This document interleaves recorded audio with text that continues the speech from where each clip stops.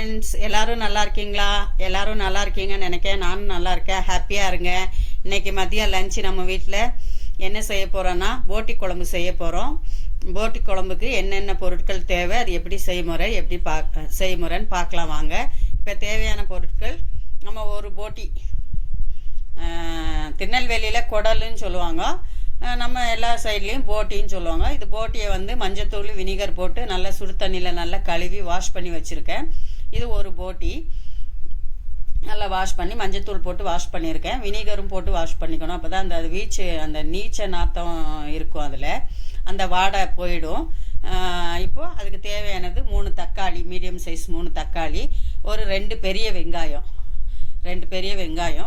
ஒரு 100 கிராம் கடலைப்பருப்பு ஊற வச்சுருக்கேன்.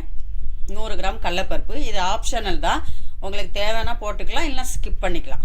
2 ஸ்பூன் இஞ்சி பூண்டு பேஸ்ட்டு, அப்புறம் ஒரு 2 ஸ்பூன் மிளகாத்தூள், 1/4 ஸ்பூன் மஞ்சத்தூள், கறி மசாலாத்தூள் ஒரு 3 ஸ்பூன், நம்ம வீட்டு கறி மசாலாத்தூள் 3 ஸ்பூனு, தேங்காய் ஒரு தேங்காய் அரைச்சி வச்சுருக்கோம். ஒரு தேங்காயில் 3/4 தேங்காய் வச்சு நீங்கள் ஊற்றணும். இந்த போட்டிக்கு ஒரு தேங்காய் ஊற்றினாலும் குழம்பு கொஞ்சம் கூடுதலாக வரும். ஒரு தேங்காய், இந்த தேங்காயில் அரைச்சிருக்கிறது முந்திரியும் கசகசாவும் போட்டு அரைச்சி வச்சுருக்கேன். ஒரு தேங்காய், அப்புறம் தேவையான அளவு கொத்தமல்லி, அப்புறம் நான் ஒரு 5 பச்சை மிளகாய், கொஞ்சம் கருவேப்பிலை. இப்போ நம்ம எப்படி செய்யலாம்னு பார்க்கலாம் வாங்க. இப்போ பேன் அடுப்பில் வச்சுக்கலாம். குக்கரை அடுப்பில் வச்சுக்கலாம். நம்ம இப்போ எப்படி செய்யலாம்னு பார்க்கலாம் வாங்க. ஸ்டவ் ஆன் பண்ணிக்கோங்க. இப்போ நம்ம இதுக்கு ஒரு 50 ml ஆயில் ஊற்றணும். ரீஃபைண்ட் ஆயில் தான். 50 ml ஆயில் ஊற்றிக்கோங்க. ஆயில் கொஞ்சம் கூடுதலாக தான் தேவைப்படும். ஒரு 50 ml ஆயில் ஊற்றிக்கோங்க. இதில் உங்களுக்கு வேணும்னா பட்டை, லவங்கம், ஏலக்காய் இதெல்லாம் நீங்கள் வந்து போட்டுக்கலாம், சேர்த்துக்கலாம். நாங்கள் எங்கள் வீட்டு கறி மசாலாவில் அதெல்லாம் சேர்த்துருக்கிறதுனால நான் பட்டை, லவங்கம், ஏலக்காய் வந்து சேர்க்கலை. உங்களுக்கு ஆப்ஷனல் வேணும்னா நீங்கள் சேர்த்துக்கலாம்.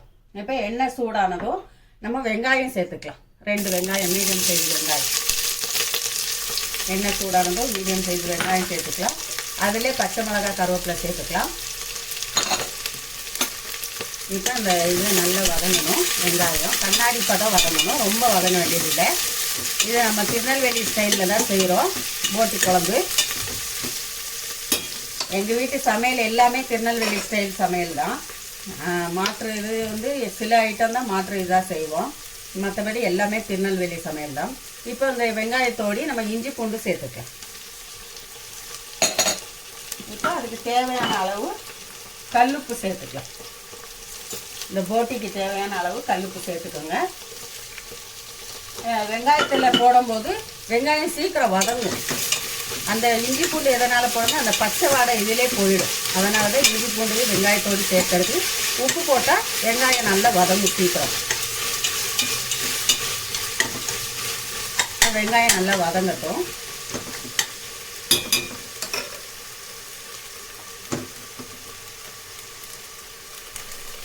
இப்போ வெங்காயம் நல்லா வதங்கிடுச்சு, கண்ணாடி பதம். இப்போ இந்த வெங்காயத்திலே நம்ம மிளகாத்தூளும் மஞ்சத்தூளும் சேர்த்துக்கலாம். நீங்கள் இதில் வேறு பட்டை, லவங்கம் சேர்க்கலைன்னா சோம்பு கூட சேர்த்துக்கலாம். கொஞ்சம் சோம்பு சேர்த்தாலும் நல்லா வாசனையாக கமகமன்னு இருக்கும். நாங்கள் வந்து மசாலாலே எல்லாம் சேர்த்ததுனால நான் எதுவுமே சேர்க்கலை. இப்போ மிளகாத்தூளும் மஞ்சத்தூளும் போட்டோம். இப்போ இதில் வந்து தக்காளி சேர்த்துக்கலாம்.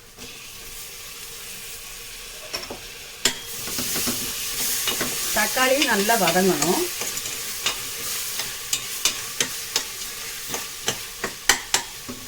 இப்போ தக்காளி வதங்கிறதுக்கு டைம் கொடுக்கலாம். இப்போ தக்காளி வதங்கிடுச்சு. இந்த கடலைப்பருப்பு வந்து நான் வாஷ் பண்ணி தான் வச்சுருக்கேன். கடலைப்பருப்பு ஒரு 100 கிராமு. இது ஆப்ஷனல் தான், உங்களுக்கு வேணும்னா போட்டுக்கலாம், வேணும்னா ஸ்கிப் பண்ணிக்கோங்க. எங்கள் திருநெல்வேலியில் கடலைப்பருப்பு போட்டு தான் செய்வாங்க. இப்போ நம்ம வீட்டு கறி மசாலாத்தூள் 3 ஸ்பூன். நம்ம கொஞ்சம் கொத்தமல்லி வச்சுருந்தோம், கொத்தமல்லி. இப்போ நம்ம தேங்காய் அரைச்ச தேங்காய் ஒரு 3/4 தேங்காய் அரைச்சி வச்சுருக்கோம். இதில் முந்திரியும் கசகசாவும் போட்டு அரைச்சிருக்கோம். இது ஒரு தேங்காய். இப்போ வந்து நம்ம போட்டியை சேர்த்துக்கலாம். போட்டியை வந்து சேர்த்துக்கலாம்.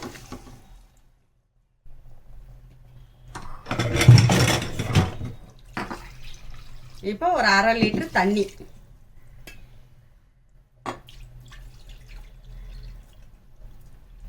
ஒரு 1/2 லிட்டர் வேகிறதுக்கு தண்ணி கொடுக்கணும். இதை வந்து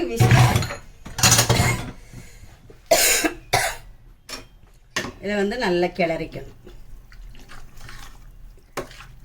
நம்ம நல்லா கிளறிட்டு ஒரு 1/2 லிட்டர் தண்ணி கொடுக்கணும், இல்லை அடி பிடிச்சிரும். நம்ம ரொம்ப நேரம் வேக வைக்குவோம். இது வந்து விசில் வரும்போது நம்ம டைம் பார்த்துக்கணும்.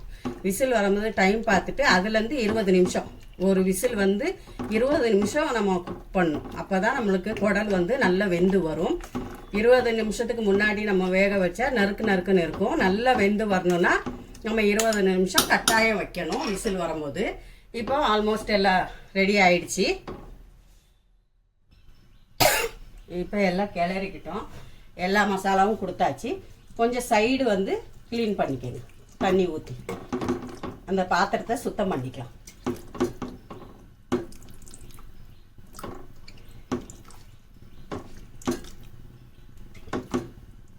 அப்போ நம்மளுக்கு பாத்திரம் சுத்தமாக இருக்கும்.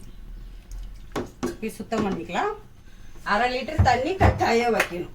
இப்போ வந்து நம்ம குக்கரை வந்து குக்கர் மூடியை க்ளோஸ் பண்ணிக்கலாம். க்ளோஸ் பண்ணிவிட்டு இது விசில் வரும்போது நம்ம டைம் பார்த்துக்கணும். டைம் பார்த்துட்டு ஒரு 20 நிமிஷம் வேகணும்.